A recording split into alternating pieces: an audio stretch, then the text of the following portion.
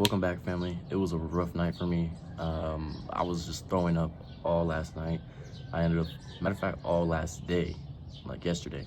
I was just throwing up. I threw up like 3 times after the gym, and I ended up going to sleep around 3 p.m. I didn't wake up until 3 a.m. So I was up in 3 in the morning, just thinking. Like, well, obviously, I was watching my YouTube and stuff like that, and I was just thinking, like, why do people not take initiative when they have all the tools and supplies in their hands? You could YouTube anything nowadays. You can Google anything nowadays. You can go ask somebody for help about anything nowadays. So if people have all these tools, why are they still the same piece of shit that they were yesterday? And it came down to one thing. It was simply the fact that the reasoning, their why, the bigger picture isn't so big to them. So let's get into detail with that. When it comes down to your why and the reason why you do things and the reason why you don't do things, it all starts up here. Your body doesn't tell you to go brush your teeth. Your body doesn't even tell you when to drink water. Your body just tells you that you need to drink water. And then it's up to you to make your body go and get water to drink. So again, why is it that people don't take that initiative? It's because their mentality. This whole video is going to be about getting 1% better. You have to realize that it's not overnight. You have to realize that every single successful person had to get 1% better, had to put in that work inch by inch, getting to where they wanted to be. So it all starts with your mentality. The reason why you're here is because you have a bigger purpose. You're not here to be working a 9 to 5. You're not here to be making someone else money. You're here to become a spiritual being, a woke spiritual being that is going to make sacrifices, that is going to, do what has to be done. If you invest in yourself, that is your why. You don't brush your teeth for other people. You brush your teeth because your breath smells bad and you don't want to release that, right? So same thing with showers, same thing with all that. So again, when you make a self-investment, when you invest money, when you invest time, when you invest into people, you need to actually be grateful for that. You need to actually want to help people. You need to actually feel the gratitude from that action. So again, when investing in yourself, you need to know why you're investing. When you go to the gym, you need to know why you're going to the gym. Don't just be going through the motion. Just don't just be in the lazy river getting pushed around by life. Again, when you are beginning your journey and you're beginning your self-improvement, you're beginning your gym, let's say you're beginning your new classes, let's say you just started up your new job and you're really excited for it, right? You're gonna be excited for the first week or two until you start realizing what comes with that. You have to put in work, you have to dedicate, and you have to invest. Whatever it is, you're gonna have to invest. So when you're in a situation that you care about and you know what opportunities come with that, you need to not cheat yourself. The reason why you shouldn't cheat yourself is because no one's gonna help you. No one's gonna come and give a handout. No one's gonna come and lift you up. They're worried about themselves. Like I said, and like you've heard me say before, everyone is selfish. Everyone only wants what's best for themselves. So why not do what's best for yourself? Don't cheat yourself. Show up every day, and eventually it will stick. Eventually you'll hit. It's like a lottery. You spin and spin and spin. As long as you're sitting there, you're gonna win. You need to realize that cheating yourself is only hurting yourself. So when you don't cheat yourself and you actually eat the frog, we're gonna get into that phrase a little later on, right? So when you eat the frog, you're basically getting the hard part out of the way. So when you cheat yourself, you're basically trying to cut corners on the hard part. But you need to do things right the first time. You do things right the first time, you don't have to come back to them. So again, know your why and don't cheat yourself from the success that you're deserving. So not cheating yourself, your own person, not cheating that is basically showing your own respect, your self-respect, your self-worth. So If you really cared about yourself, then you wouldn't give up and pass up opportunities that were meant for you. No one is gonna care about what opportunities you have more than yourself. No one is gonna care. And you have to care 10 times more than anyone would. When you hold yourself accountable and you don't lie to yourself and you don't cheat yourself, that's when you start to make progress. That's when you start to pinpoint what needs to be fixed and you start fixing it. When it comes to your decision making, you're either gonna make emotional decisions or logical decisions.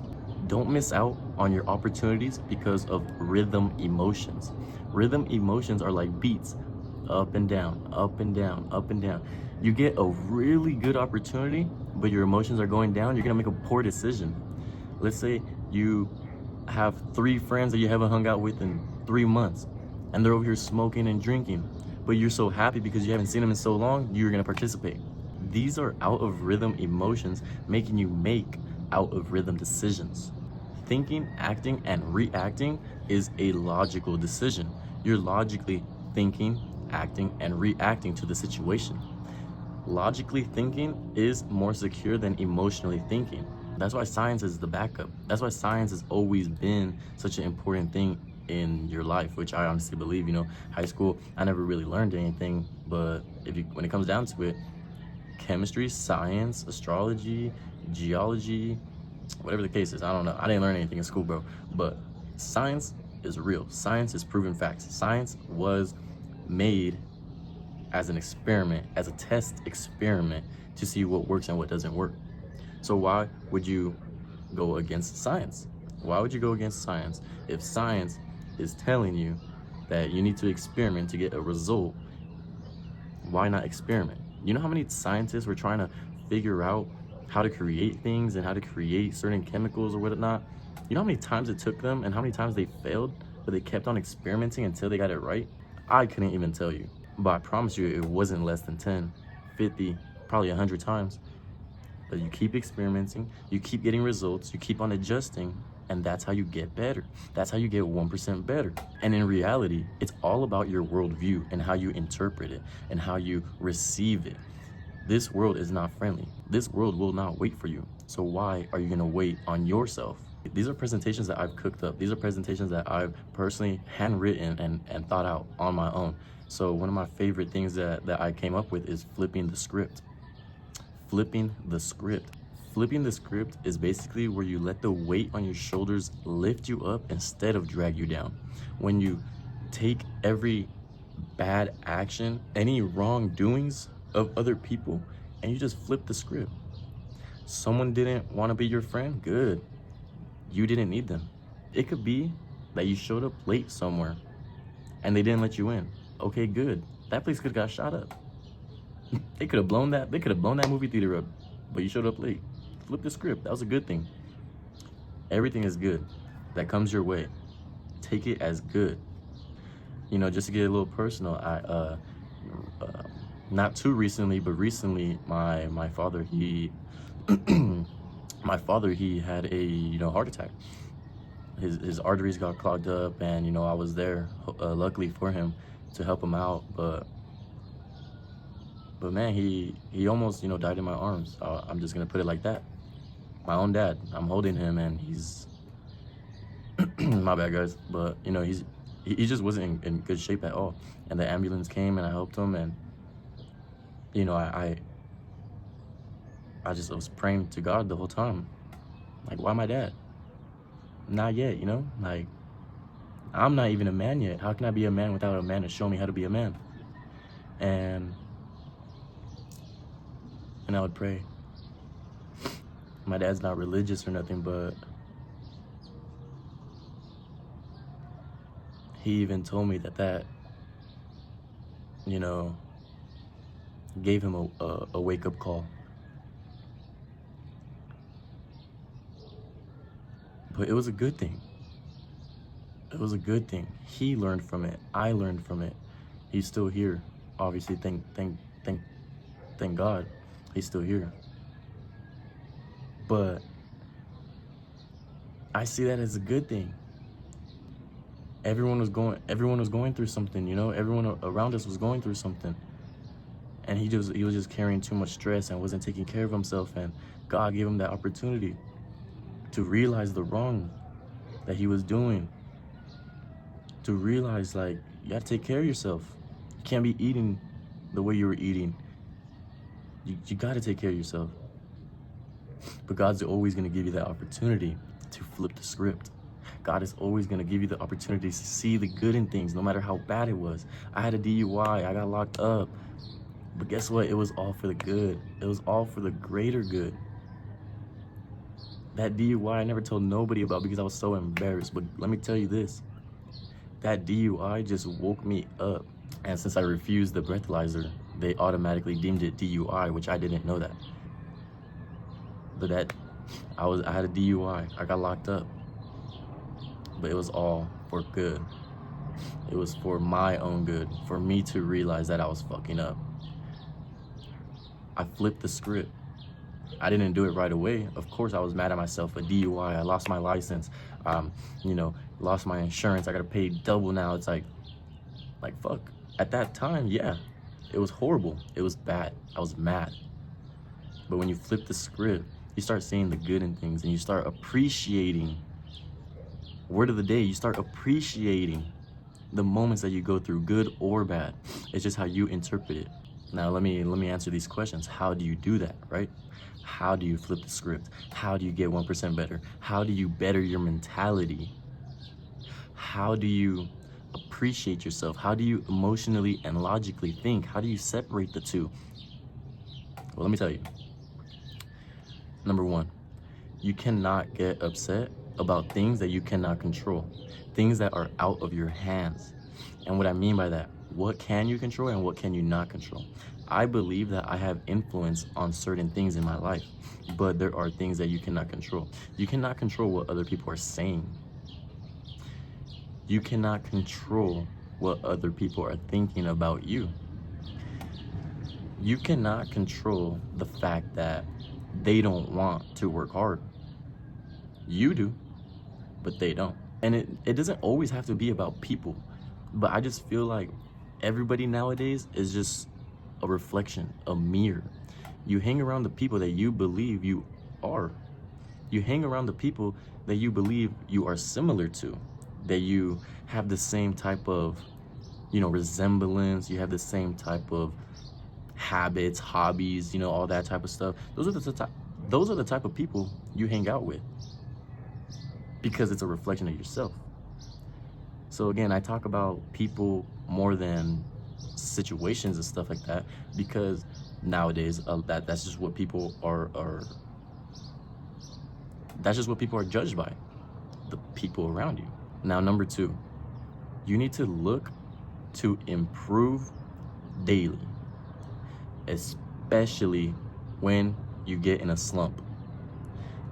Now, a slump could be a breakup. A slump could be a sickness. A slump could be, you lost your job. A slump could literally be a downhill effect. A slump is just a downhill spiral, just going downhill. That is a slump. So when you're slumped, you're naturally gonna be a lot more unmotivated to do anything. So that's what I'm telling you. Every single day, look to get better, especially when you go through a slump. Now, number three, this is the most important one because it relates to everything I talked about. Now, here it goes. Without the will to learn, there is no way to grow. Now, let me repeat that. Without the will to learn, there is no way to grow. If you're gonna not appreciate every opportunity that comes your way, good or bad, like I said, you're not willing to learn. You're just blocking yourself off. You're closing your ears, closing your eyes, and saying whatever comes to your fucking mind. You're not learning, you're not growing.